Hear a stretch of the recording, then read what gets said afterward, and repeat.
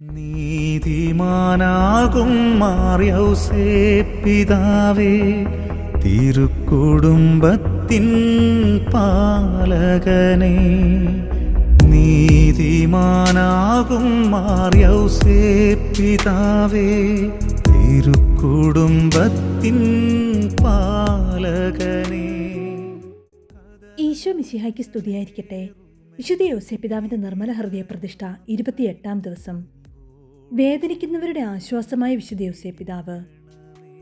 നമ്മുടെ നാഥയോ വിശുദ്ധ യോസേപ്പിതാവിന്റെ മഹത്വവാനായ പുത്രനോ വിശുദ്ധ യോസേപ്പിതാവിന് ഒന്നും തന്നെ നിഷേധിക്കുകയില്ല. വിശുദ്ധ ഫ്രാൻസിസ് സാൽസിന്റെ വാക്കുകളാണിത്. ദുഃഖിതരെ ആശ്വസിപ്പിക്കുന്നത് കരുണയുടെ പ്രവൃത്തിയാണ്. സഭ 7 ആത്മീയ കാരുണ്യ പ്രവൃത്തികളും 7 ശാരീരിക കാരുണ്യ പ്രവൃത്തികളും തരുന്നുണ്ട്. കരുണയുടെ പ്രവൃത്തികൾ വഴി മറ്റുള്ളവരെ ശുശ്രൂഷിക്കുമ്പോൾ നമ്മളും യോസേപ്പിതാവിനെ പോലെ ആവുകയും ഈശോയുടെ യഥാർത്ഥ അനുഗാമികളായി തീരുകയും ചെയ്യും. കാരുണ്യ പ്രവൃത്തികൾ ശാരീരികങ്ങൾ 7. 1. വിശക്കുന്നവർക്ക് ഭക്ഷണം കൊടുക്കുന്നത്. 2. ദാഹിക്കുന്നവർക്ക് കുടിക്കാൻ കൊടുക്കുന്നത്. 3. വസ്ത്രമില്ലാത്തവർക്ക് വസ്ത്രം കൊടുക്കുന്നത്. 4. പാർപ്പിടമില്ലാത്തവർക്ക് പാർപ്പിടം കൊടുക്കുന്നത്. 5. രോഗികളെയും തടവുകാരെയും സന്ദർശിക്കുന്നത്. 6. അവശരെ സഹായിക്കുന്നത്. 7. മരിച്ചവരെ അടക്കുന്നത്. കാരുണ്യ പ്രവർത്തികൾ ആധ്യാത്മികങ്ങൾ 7. 1. അറിവില്ലാത്തവരെ പഠിപ്പിക്കുന്നത്. 2. സംശയമുള്ളവരുടെ സംശയം തീർക്കുന്നത്. 3. ദുഃഖിതരെ ആശ്വസിപ്പിക്കുന്നത്. 4. തെറ്റ് ചെയ്യുന്നവരെ തിരുത്തുന്നത്. 5. ഉപദ്രവങ്ങൾ ക്ഷമിക്കുന്നത്. 6. അന്യരുടെ കുറവുകൾ ക്ഷമയോടെ സഹിക്കുന്നത്. 7. ജീവിച്ചിരിക്കുന്നവർക്കും മരിച്ചവർക്കും വേണ്ടി പ്രാർത്ഥിക്കുന്നത്. ലത്തീൻ ഭാഷയിൽ ദുരിതപൂർണ്ണരുടെ ആശ്വാസം എന്ന അർത്ഥം വരുന്ന ലത്തീൻ പദം തർജ്ജമ ചെയ്തിരിക്കുന്നത് പീഡിതരുടെ ആശ്വാസമേ എന്നാണ്. ദുരിതം അനുഭവിക്കുന്നതും ദുരിതപൂർണമായി അനുഭവപ്പെടുന്നതും അത്ര സന്തോഷകരമായ കാര്യമല്ല. എങ്കിലും നമുക്കെല്ലാവർക്കും ജീവിതത്തിൽ ദുരിതമുണ്ടാകുമെന്നത് യാഥാർത്ഥ്യമാണ്. കണ്ണുനീരിൻ്റെ താഴ്വരയാകുന്ന ഈ ലോകത്തിൽ എല്ലാവരും സഹിക്കേണ്ടതായി വരും. ഇതിന് യാതൊരുവിധ ഒഴിവുകളുമില്ല. ഇത് സാമ്പത്തിക പ്രശ്നമായാലും വിവാഹ പ്രതിസന്ധിയായാലും മാനസിക ക്ലേശങ്ങളായാലും വ്യക്തിബന്ധ പ്രശ്നങ്ങളായാലും പ്രിയപ്പെട്ടവരുടെ മരണമായാലും ആയിരക്കണക്കിന് മറ്റു ക്ലേശങ്ങളായാലും ജീവിതത്തിൽ നമ്മളെല്ലാവരും ദുരിതം അനുഭവിക്കും. അപ്പോൾ അങ്ങനെയുള്ള അവസരങ്ങളിൽ ആശ്വാസത്തിന് സാന്ത്വനത്തിനുമായി നമുക്ക് തിരിയാനായി ഒരാളുണ്ടാകുന്നത് നല്ലതാണ്. പ്രതിസന്ധിയുടെ നിമിഷങ്ങളിൽ വിശുദ്ധ യോസേപ്പിതാവ് നമ്മെ സഹായിക്കും. ജീവിതം മുഴുവൻ അനേകം ദുഃഖങ്ങളാൽ സമ്മിശ്രമാണ്. പ്രിയപ്പെട്ടവർ മരണമടയും, മക്കൾ ചിലപ്പോൾ എതിരിടാം. അങ്ങനെ സ്വാഭാവികമായി നമ്മുടെ യുവത്വം നഷ്ടപ്പെട്ട് നാം പ്രായമുള്ള വ്യക്തിയായും ചലിക്കാൻ സാധിക്കാതെയും വരും. ജീവിതത്തിൽ എന്തൊക്കെ സംഭവിച്ചാലും നമ്മുടെ ആശ്വാസവും സാന്ത്വനവും അഭയവുമായി വിശുദ്ധ യോസേപ്പിതാവ് എല്ലായ്പ്പോഴും നമ്മുടെ കൂടെ ഉണ്ടാകും. വേദനയുടെ നിമിഷങ്ങളിൽ തൻ്റെ പക്കൽ വരുന്ന ആരെയും അദ്ദേഹം ആശ്വസിപ്പിക്കുന്നു. അദ്ദേഹത്തിൻ്റെ പിതൃത്വത്തെ പോലെ വേറൊരു പിതൃത്വം ഉണ്ടായിട്ടില്ല.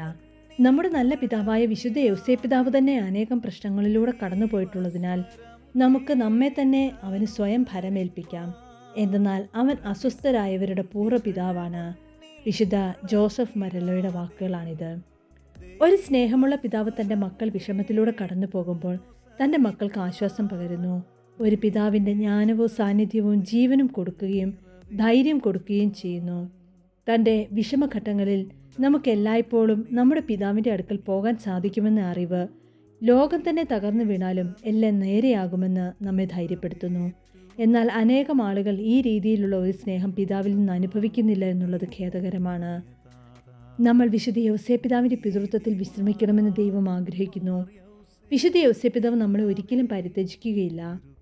പിതൃത്വത്തിൽ നിന്ന് നമുക്ക് കിട്ടിയ അനുഭവം എന്തായാലും അദ്ദേഹം എപ്പോഴും നമുക്ക് വേണ്ടി നമ്മുടെ കൂടെ ഉണ്ടാകും. അദ്ദേഹം നമ്മുടെ ആത്മീയ പിതാവാണ്. നമ്മളെ സ്നേഹിക്കുന്നു, നമ്മളെ വേദനിപ്പിക്കുകയില്ല. ആയിരക്കണക്കിന് തവണ അദ്ദേഹം തൻ്റെ ജീവൻ നമുക്ക് വേണ്ടി നൽകാൻ തയ്യാറാണ്. നമ്മുടെ ജീവിതം തളരുമ്പോൾ നമ്മുടെ ആത്മീയ പിതാവിൻ്റെ അടുക്കലേക്ക് ഓടുക.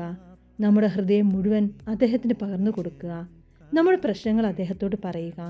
പിതാക്കന്മാരിൽ വെച്ച് അദ്ദേഹം അത്യധിക സ്നേഹനിധിയാണ്. അദ്ദേഹം എല്ലായ്പ്പോഴും നമ്മെ ശ്രവിച്ചുകൊണ്ടും മനസ്സിലാക്കിക്കൊണ്ടും നമുക്ക് സംലഭ്യനാണ്. ബെനഡിക്ട് 16 പാപ്പ ഇപ്രകാരം പറയുന്നു: നമ്മൾ നഷ്ടധൈര്യരാകുമ്പോൾ വിശുദ്ധ യോസേപ്പിതാവിൻ്റെ വിശ്വാസം ഓർക്കുക. ആകുലത നമ്മെ ഭരിക്കുമ്പോൾ വിശുദ്ധ യോസേപ്പിതാവിൻ്റെ പ്രത്യാശ ഓർക്കുക.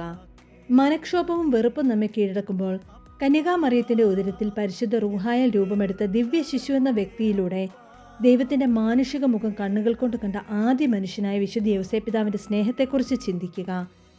നമ്മെ തന്നിലേക്ക് അടുപ്പിച്ചതിനും സ്നേഹത്തിന്റെ മാതൃകയായി വിശുദ്ധ യൗസേപ്പിതാവിനെ തന്നതിനും നമുക്ക് ക്രിസ്തുവിന് നന്ദി പറയുകയും പുകഴ്ത്തുകയും ചെയ്യാം.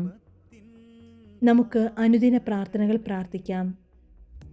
ദൈവം എല്ലാവരെയും സമൃദ്ധമായി അനുഗ്രഹിക്കട്ടെ. ആവേ മരിയ, ആവേ ജോസഫ്. കുടുംബത്തിൻ പാലകനേ, കഥനങ്ങളേറുമെൻ ജീവിതയാത്രയിൽ കനിവോടെ എൻ കരം പിടിക്കണമേ. കഥനങ്ങളേറുമെൻ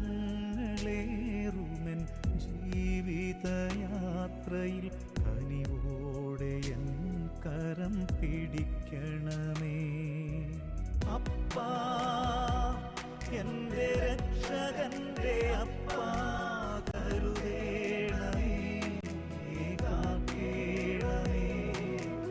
അപ്പാ, എൻ്റെ രക്ഷകന്റെ അപ്പാ, കരുതേണമേ, കാക്കേണമേ.